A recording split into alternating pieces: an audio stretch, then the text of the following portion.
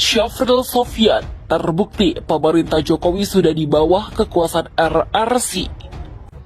Dan tidak terlihat bahwa ada semacam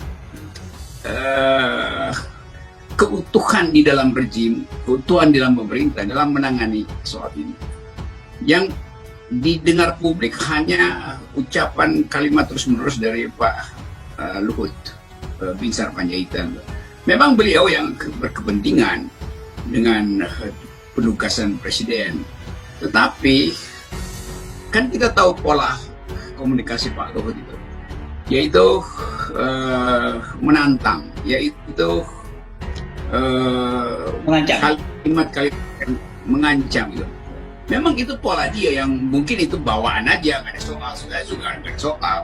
Tapi bagi publik, kalau nggak ada semacam rasa batin yang disambungkan oleh istana ke masyarakat, maka masyarakat akan terus menganggap pemerintah memang tidak bekerja tuh. Dan ini yang terjadi. Bahkan pers sudah minta supaya melempar handuk, naikin bendera putih segala macam, minta bantuan pada dunia internasional. Ini menunjukkan bahwa kepercayaan rakyat itu betul-betul merosot.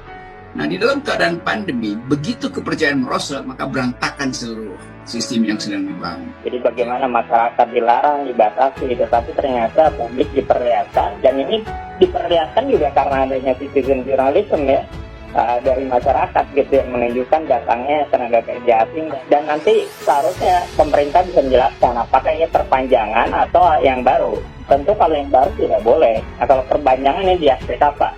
Dan perlu dijelaskan tadi terkait dengan PSN ini, proyek strategis nasional penting, dijelaskan dong apakah ini memang sangat dibutuhkan saat ini, pos apa saja, apakah tidak mampu kita untuk memenuhi tenaga kerja itu. Kita tetap harus menjaga untuk pemulihan ekonomi nasional.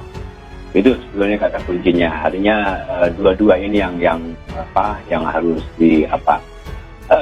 terkait dengan apa? Kementerian juga sudah mengeluarkan SP 9 Pak baru-baru tanggal 3 soal optimalisasi pencegahan COVID di tempat kerja. Bicara di tempat kerja kan tidak hanya tenaga kerja Indonesia saja, artinya tenaga kerja lokal termasuk di dalamnya tenaga kerja asing. Artinya sudah kita buat edaran ke gubernur dan bupati itu per tanggal 3 setelah dikeluarkannya PPKM darurat. Ini kan ada hal-hal yang menurut saya sedikit dipaksakan di tengah situasi pandemi seperti ini. Jadi kalau misalnya ada alasan ini, alasan itu, seakan-akan ini alasan yang digunakan untuk melegitimasi saja, menjustifikasi hati nurani kita semua. Dari sisi aspek keadilan, aspek yang lain-lainnya. Kira-kira benar nggak sih yang dilakukan ini? Kalau ini benar, nggak mungkin diangkat sama Kompas TV kok ini cerita. Syafril Sofyan, terbukti pemerintah Jokowi sudah di bawah kekuasaan RRC. Keengganan pemerintah menutup bandara untuk warga negara lain makin menguat keberpihakan negara kepada asing. Hal tersebut ditegaskan Sekjen Forum Komunikasi Patriot Peduli Bangsa Syafril Sofyan menanggapi pernyataan juru bicara Menteri BUMN Arya Sinulinga yang tak setuju menutup bandara bagi WNA khususnya Cina karena alasan kerjasama. Ucapan Arya Sinulinga sebagai bukti bahwa pemerintah Jokowi sudah di bawah kekuatan RRC, ujar Syafril Sofyan kepada kantor berita politik RMOL Kamis 8 Juli. Berada di bawah kekuasaan Cina, kata dia, membuat pemerintah tak berdaya mengambil kebijakan pembatasan bagi WNA. Presiden Joko Widodo pun dianggap tak akan berani menolak kedatangan TKA Cina meski akan banyak pengangguran dan PHK di dalam negeri sekalipun. Sebab Indonesia sudah banyak bergantung pada Cina, mulai dari utang hingga investasi infrastruktur. Lihat saja betapa kukunya Luhut Binsar Panjaitan membiarkan dan mengizinkan masuknya TKA Cina walaupun dalam kondisi darurat kesehatan, terang Syafril. Padahal masih, kata Syafril, semua tokoh bangsa ormas besar seperti Majelis Ulama Indonesia atau MUI, Muhammadiyah, bahkan MPR RI melayangkan protes terhadap masuknya TKA Cina di tengah penyebaran virus corona atau COVID-19. Bagaikan angin lalu, Ini sebagian bukti RRC sudah menjajah Indonesia, minimal rezim ini sudah dibawa kekuasaan RRC, begitulah pungkas Syafril. Kedatangan TKA Cina saat PPKM diprotes keras, Kominfo WHO tak pernah menginstruksikan penutupan perbatasan. Kedatangan TKA Cina saat PPKM diprotes keras, Kominfo atau WHO tak pernah menginstruksikan penutupan perbatasan. Belum lama ini, 20 tenaga kerja atau TKA asal Cina dikabarkan kembali memasuki Indonesia pada Sabtu 3 Juli 2021 lalu. Kedatangan TKA Cina ke tanah air sontak menyorot perhatian banyak pihak sebagai kedatangannya. Selang sehari diberlakukan PPKM darurat, diketahui bahwa TKA Cina memasuki Indonesia di wilayah Sulawesi Selatan, tepatnya di Bandara Internasional Sultan Hasanuddin. Sontak informasi mengenai kedatangan TKA Cina menuai beragam protes dari lapisan masyarakat yang menilai kebijakan tersebut tidak sesuai dengan kebijakan PPKM darurat. Menanggapi hal tersebut, Kementerian Komunikasi dan Informatika atau Kominfo ikut angkat bicara. Juru bicara Kementerian Kominfo Dedi Permadi menjelaskan bahwa Organisasi Kesehatan Dunia atau WHO tidak pernah memberikan instruksi kepada negara-negara menutup perbatasan. Bapak Ibu menjawab isu tentang perjalanan internasional. Perlu diketahui ada WHO tidak pernah menginstruksikan penutupan perbatasan. Begitulah kata Dedi dalam siaran pers secara virtual Rabu 7 Juli.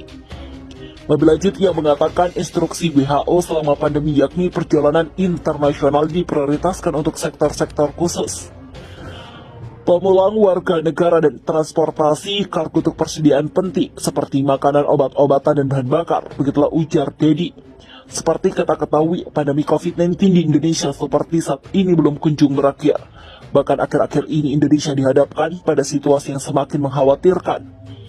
Saat ini lebih dari 2 juta masyarakat Indonesia terpapar COVID-19. Dengan meningkatnya kasus COVID-19 di Indonesia, banyak pihak yang menyuarakan agar pemerintah segera menerapkan lockdown atau penguncian wilayah. Respon atas situasi COVID-19 yang semakin melonjak, Presiden Joko Widodo resmi menerapkan pemberlakuan pembatasan kegiatan masyarakat atau PPKM darurat mulai dari 3 hingga 20 Juli 2021 mendatang. Adapun penerapan PPKM ini diberlakukan untuk Pulau Jawa dan Bali. PPKM darurat akan membatasi sejumlah aktivitas seperti bekerja dari rumah, work from home, hingga aturan kunjungan pusat perbelanjaan dan restoran.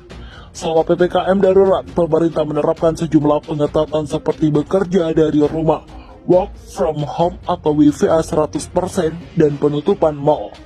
Sementara supermarket, pasar tradisional, toko kelontong, dan pasar swalayan yang menjual kebutuhan sehari-hari dibatasi jam operasionalnya sampai pukul 20.00 waktu setempat dengan kapasitas pengunjung 50%. Apotek dan toko obat bisa dibuka 24 jam. Sementara kegiatan makan atau minuman di tempat umum, warung makan, rumah makan, kafe, pedagang kaki lima, lapak jajanan hanya menerima delivery, take away. Yang tidak menerima makan di tempat. Di Senaker, Sulawesi Selatan akui 20 TKI Cina tak kantongi visa kerja.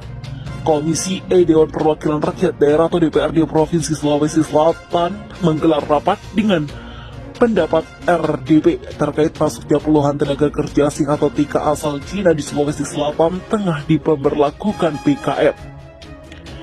Pada RPD tersebut, Kepala Dinas Tenaga Kerja Provinsi Sulawesi Selatan Darmawan Bintang menjelaskan jika masuk akal TKA sejak Mei hingga Juli masuk dengan 3 gelombang sebesar 86 orang.